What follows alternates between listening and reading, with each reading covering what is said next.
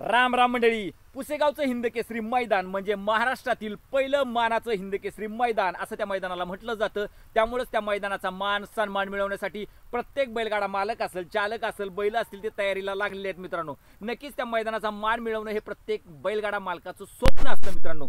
त्यामुळेच चांगली चांगली मातावर बैल चांगल्या चांगल्या पायऱ्यामध्ये आपल्याला त्या मैदानात दिसतील आणि गटाला, सेमीफायनलला, फायनलला अटी आणि तटीच्या लढती आपल्या सगळ्याला अनुभवता येतील मित्रांनो. नक्कीच मित्रांनो, आता नुकतं जे वडकीचं हिंदकेसरी मैदान झालं त्यामध्ये बिंजोडचा बेताज बादशाह मथुर आणि शिरसवडीकरांची रायफल अशी धडाडली की वडकीचा हिंदकेसरीचा मान त्यांनी स्वतःच्या नावावर करून घेतला मित्रांनो.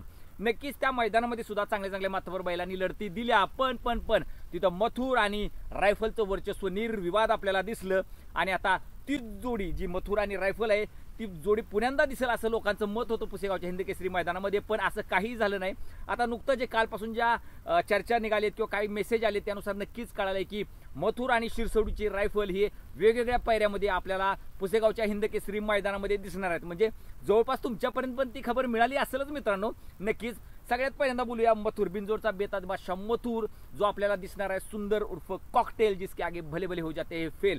मित्रांनो, कॉकटेल म्हणजे आजच्या घडीला टॉप न पळणारा बैल. म्हणजे ज्या मैदानात जातो त्या मैदानामध्ये 100% गुलाल घेतो एवढ्या ताकदीनं धावतो. आणि कॉकटेल बर जर का मथुर असेल तर लेगा तुम्हाला सांगतो सुट्टा निकाल घेतल्याशिवाय राहणार नाही गाडी, असं माझं वैयक्तिक मत आहे. कारण बी त्याला तसंच आहे मित्रांनो. कारण कॉकटेल बी जबराट फॉर्ममध्ये आहे रेग्युलरली आणि मथुर पण जबराट फॉर्ममध्ये आलेला आहे. लंपीच्या सारख्या आजाराला मात करून त्यानं जबरदस्त फॉर्म दाखवलेला आहे. त्यामुळे नक्कीच मथुर आणि कॉकटेल जर एकत्र असेल तर म्हणजे निर्विवाद वर्चस्व राहणार आहे त्यांचं. नक्कीच गटाला, सेमीफायनल आणि फायनलला पण चांगली लढत देतील असं म्हटलं तरी वावगं ठरणार नाही मित्रांनो.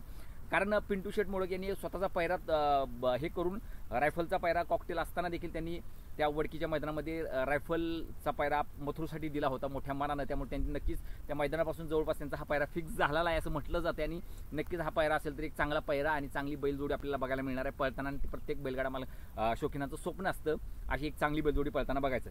त्यानंतर मित्रांनो मग रायफल कोणाबरोबर पळणार, तर रायफल पळणार आहे शेवाळ्याबांचा पाखऱ्यासोबत. म्हणजे पाखरे आणि कॉकटेल त्या मैदानामध्ये एकत्र होते, पण ह्यावेळी शिरसवडीकरांची रायफल आणि शेवाळ्याबांचा पाखरे आपल्याला एकत्र दिसणार आहेत.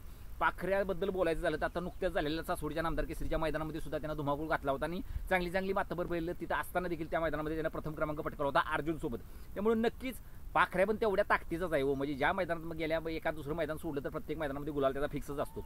त्यामुळे नक्कीच पाखरे आणि शिरसवडीकरांची रायफल एकत्र असली तरी पण ती जोडी जबरदस्त आहे असं म्हटलं तर अवघड ठरणार नाही. कारण रायफल गेल्या 2-3 महिन्यापासून अशी धडाडती त्याच्या सुट्टीला पायरा कोण आहे याचा मैदान कुठला याचा काही त्याला फरक पडत नाही. तेवढ्या ताकदीने ते धावते आणि पाखऱ्यात आता तेवढ्याच फॉर्ममध्ये आहे. त्यामुळे नक्कीच पाखरे आणि शिरसवडीची रायफल हा पायरा पण जबरदस्त झालेला आहे. म्हणजे अजून चांगले पैरे आपल्याला ह्या आज संध्याकाळी किंवा उद्यापर्यंत उलगडतील. मग ते घरणिकीचा राजा असेल, पश्चिम हिंदकेसरी सर्जा असेल, रायफल 81 असेल, बालमा असेल, द्वारलीचा हरणे असेल, सुंदर द बॉस असेल, असे एक ना अनेक पैरे आपल्याला सगळ्यांना दिसतील. म्हणजे आपल्याला माहीतच आहे सप्त हिंदकेसरी भारत सुद्धा या मैदानासाठी सज्ज झालेला आहे. अजून भरपूर माथाभर बैल येणार आहे ती म्हणजे लढती जबरदस्त होणार आहे. आणि जबरदस्त लढती बघण्यासाठी आपण सगळी बैलगाडा शौकीन आतुरलेला असतो मित्रांनो. आतापर्यंत कळाला हा जो पायरा होता मथुर आणि त्याच्या जोडीला जो कॉकटेल उर्फ सुंदर आणि शिरसवडीकरांची रायफल आणि त्याच्या जोडीला शेवाळ्याबांचा पाखऱ्या, हा पायरा कसा आहे ते कमेंट करून नक्की सांगा. आणि या पायऱ्याबद्दल तुमचं मत काय आहे ते पण सांगा. आणि अजून काय पैरे तुमच्यापर्यंत आले असतील तर ते कमेंट करून बी नक्की सांगा. चालते तर चला, राम राम, चला.